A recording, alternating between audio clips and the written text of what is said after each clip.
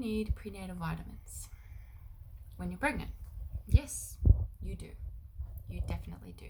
Do you need to go to the chemist and buy it from a bottle? No. In my opinion, no.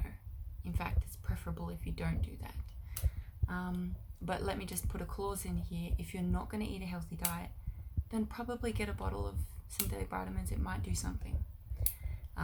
Might do something. But if you're going to eat Maccas every day, and if you're going to just eat, saltine crackers for dinner, there's not enough nutrition, there's not enough minerals and vitamins. So yes, if you're not going to eat a healthy diet, then you should probably take vitamins from a bottle. But even then, sometimes the research that I've done shows that they do more harm than good in some respects. But anyway, I'll get off track. Synthetic vitamins have been isolated into their particular vitamin that they're trying to tout. So if they're trying to sell vitamin E in a bottle, they won't put kiwi fruit in a bottle. They'll isolate the vitamin E away from all of the vitamins and minerals that help it get absorbed from in your body, and then sell it as just vitamin E. Vitamin E, vitamin A, vitamin 6. In reality, God intended these vitamins to work together. For instance, wheat. Wheat germ has B6, vitamin A, thiamine, magnesium, folate, and vitamin E. When you take away that wheat germ and you get the bleached white flour that you get from Woolworths, which has all the gluten in it, your own body has to come to the rescue, just like I talk about with milk. Your own body has to come to the rescue to digest all that gluten. And some people don't have enough vitamin A, vitamin B6, thiamine, magnesium, and folate to do the job. So they have a bellyache. Or some people even go so far as to have a major allergic reaction and go to hospital because their body just doesn't have enough of those vitamins anymore to deal with the onslaught of gluten in their body anymore. So their body makes a mark and says, nah, gluten's out. Gluten's too hard. Same with milk. When you take away the other nutrients that help it get absorbed and digested, then you're asking for trouble. Egg yolks are rich in choline, vitamin D, vitamin A, vitamin E, vitamin B6, 9 and 12, while the white is heavy in mineral binding properties, and you do need to eat them together. The white in eggs binds to biotin, and we're going to talk about biotin in a minute. But anyway, that's another example. You shouldn't separate. If you can, depending on what the food is, but try and eat the whole foods, basically, is my whole premise of the video. I'll try and be quick. So vitamins isolated are not a good idea. Plus, synthetic vitamins also often cause toxicity if overdosed. So if you accidentally overdose or your child gets hold of it, toxicity can be in the future if you overdose. Whereas overindulgence in one type of food, the body will recognize it early and give you signs, or simply excrete excess away. So if you eat too many oranges, you'll get a bit of diarrhea, but nothing too bad will happen. But you can actually get toxicity build up in your body and cause real problems. And you won't really necessarily know about it. Anyway, most of the time synthetic vitamins are so damaged by the time they get to the bottle, the body just flushes them anyway. So what then? What are we supposed to do? As pregnant women, we don't just do nothing. I'm not pregnant, by the way. Hello. My dog. Oh, go for it. Someone lost their dog. Okay, so what then? Folate is essential for brain development. Vitamin A, cell differentiality. No, I can't say that word. Cell, being able to tell the different cells. Oh my word. Vitamin E is like basic for life. No worries. Oh, cute. And the B vitamins are absolutely essential for you, for baby as well. But for you, it helps so much. So vitamin D, we're going to just go list by list, and hopefully I won't be too long. Vitamin D prevents convulsions, heart failure when they're very, very small fetus. fetuses. It obviously helps with strong bones because it helps absorption of calcium. And how do you get vitamin D? The sun. Cheapest free source of vitamin D there is. Get out in the sun. Cod liver oil, though, is really, really high in vitamin D. Fatty fish, fish eggs, shellfish, grass-fed butter, eggs, and lard. A study, really quick, 10,000 infants in Finland were studied over 1966 to 1997, virtually eradicated diabetes type 1. Vitamin D is the bomb. Vitamin K is... Actually, I've got something here. I wanted to read that. In 1997, an infant was born to a mother who took warfarin during pregnancy. This drug interferes with the normal clotting mechanism of the blood by creating an effective vitamin K deficiency. During the early development of the middle third of the infant's face, the cartilage of her septum calcified. At birth, her nose was a stub. Since only 20% of the septum protrudes from the face, a mere 10% reduction in its length can cut the length of the nose in half. She also had cavities and plaques in her spinal cord. She required oxygen during the respiratory distress at birth, and she was a quadriplegic by 20 months. The tragic case of severe deficiency illustrates the essential role of K vitamins in the development of proper facial proportions and the much more important and fundamental development of the nervous system. This case also demonstrates the wisdom of avoiding all drugs during pregnancy. That's why I don't even take prescribed vitamins. That's why I didn't, and I have pretty healthy kids. Vitamin K, you find it in fermented food, natto, sauerkraut, butter, cheese, goose liver, grass-fed animal fats. That's tallow and lard and butter, grass-fed animal fats. Okay, DHA is an acid, a healthy amino acid. Baby takes almost all of that from the mother, contributing hugely to postnatal depression. So how to get your back? Cod liver oil, fatty fish, grass-fed animal fats, again. So a lot of these overlap.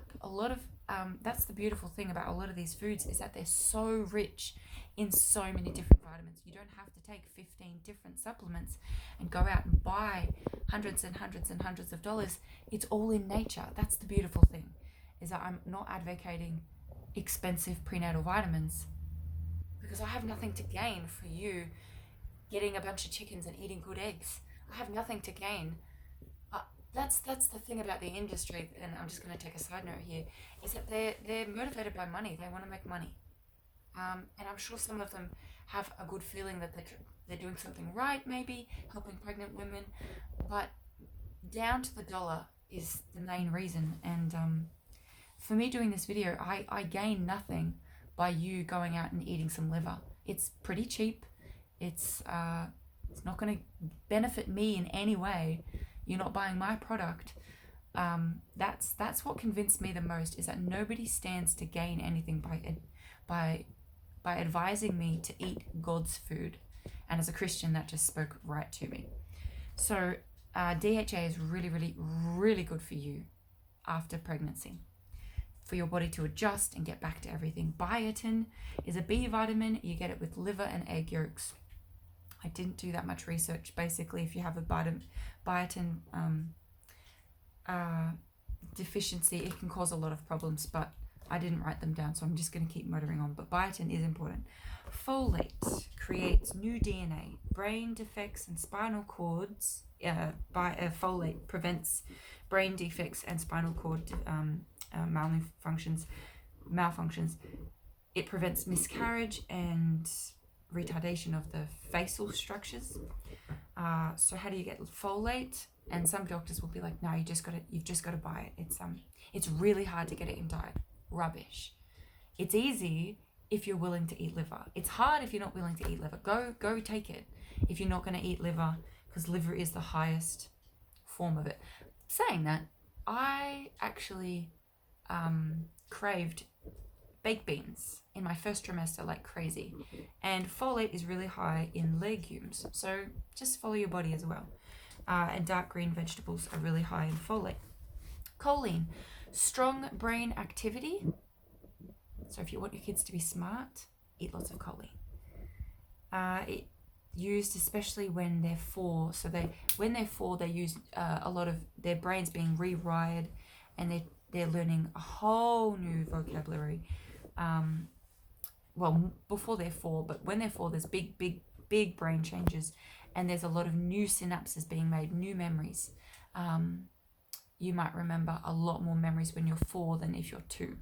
And that's because there's a huge brain jump at 4 years old.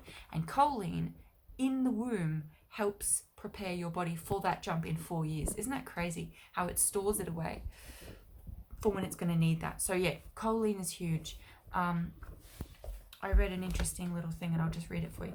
Rats fed 3 times more choline were very, very resistant, had very resilient nervous systems. 30% increase in visuospatial and auditory memory. Enhanced ability to multitask, protects against chronic stress-related illness when they're older, in their 30s. And extra choline helps with any extra stress as well if mummy is having problems in 3rd trimester. So if there's any stress, a lot of the times it can go through to this placenta and cause a lot of stress to the baby, and it can actually cause stress-related illness later on in life. Extra choline protects baby from that. So if you're having any stress, if you have a particularly hard birth, get lots of choline into you beforehand, and it will protect baby for that. The recommended daily intake for choline is 500 micrograms per day, but there's been studies that found that rats, I know that we're not rats, but a lot of the studies done on rats are pretty good. Some of them don't directly correlate, but a lot of them do. And they found it even upwards of 600, 700, 800 micrograms a day. It wasn't too much. It was producing stronger and stronger and stronger rats, especially their offspring. How do you find choline? In liver, eggs, dairy, lesser amounts in meat, veg, and legumes and nuts. So having a wide range of diet is the best prenatal vitamins you honestly can give your body. It's not just as well, it's probably a good idea. It's essential. Glycine is an essential amino acid for cell growth. Really, really good for strong bones, and the way that you get it is skin and bone broth. So make sure you're buying chicken with the skin on, with the bones in, putting it in the stock pot, and have lots of soups. If you hate soup, just drink broth in the morning. Make yourself do it. But again, if you're not going to do these things, as much as it's good to know it, you have to do it. It's not enough to just know it. Anyway, sulfur is one of the last ones. Sulfur sounds awful, but it delivers healthy cholesterol and sex hormones and neurotransmitters to the fetal tissue, particularly the brain. Sulfate deficiency is characteristic of autism. Kids with autism have really, really, really low levels of sulfur. And sulfur's main job is to deliver the cells and the neurotransmitters over to where they're supposed to be. So sulfur is super important. How do you get it? Egg yolks, liver, onions, molasses, raw milk, and cheese. Saturated fats have come under so much, as you always hear me talk about, they've come under so much scrutiny. I'm going to read you a little thing. Yet nearly half the fatty acids in human breast milk are saturated, suggesting that dietary saturated fats are critical to the development of infants and young children. Kids need fat, healthy, saturated fat. Saturated fats are so important during these critical stages of development that their abundant presence in breast milk is universal among mammals. The biochemical reason is clear. Saturated fats make up nearly half of our cell membranes, where they anchor proteins to specific locations, particularly in signaling activities and transport cellular components. It tells your arm where your arm is supposed to go. When baby is being born, when your baby is growing, saturated fat plays a huge part, is also alongside vitamin A, showing where your cells are supposed to go. It helps deal out, it helps prevent deformities. The biochemical reason is clear. Saturated fats make up nearly half of our cell membranes. They also form an important source of energy and, of course, carry the all-important fat-soluble vitamins. It would therefore seem illogical to insist that saturated fats in the expected mother's diet are harmful to either the mother of her unborn child or her unborn child. Yet many studies in recent years have claimed to show just that. One recent study, for example, claimed that a higher saturated fat diet fed to pregnant and lactating rat dams caused obesity and brain inflammation in the dams and their pups, which sounds awful. What media reports never mentioned, however, is that the fat used in these diets is only about 1/3 saturated, another third is monosaturated, and the remaining third is polyunsaturated, meaning that these diets are much lower in saturated fats and 6 times richer in polyunsaturated fat than breast milk. The fat, moreover, is provided in the context of purified sugar, starch, and milk protein with added supplements of vitamins and minerals. In short, these diets contain purified ingredients rather than whole foods. Negative effects likely result from their refined ingredients rather than their modest content of saturated fat. Ultimately, the totality of the evidence provided by these studies, there was a few other studies that they mentioned, but I won't read them all, suggests that pregnant and breastfeeding mothers should eat a diet based on nutrient-dense whole foods. Such a diet inevitably provides a healthy amount of saturated fat and cholesterol, along with plenty of vitamins and minerals needed to keep a mother strong and produce a healthy baby. There's, of course, in the end of this chapter in the book that I'm studying from, it's called Nourishing Traditions, Book of Baby and Childcare. Of course, there's heaps and heaps and heaps of other vitamins that they've mentioned that they don't mention: calcium, zinc, iodine, magnesium, iron, cholesterol, protein, saturated and unsaturated fatty acids, B vitamins, vitamin C, and heaps of other nutrients. Heaps of other nutrients for growth. Basically animal products, lots of veggies, lots of fruit, lots of nuts.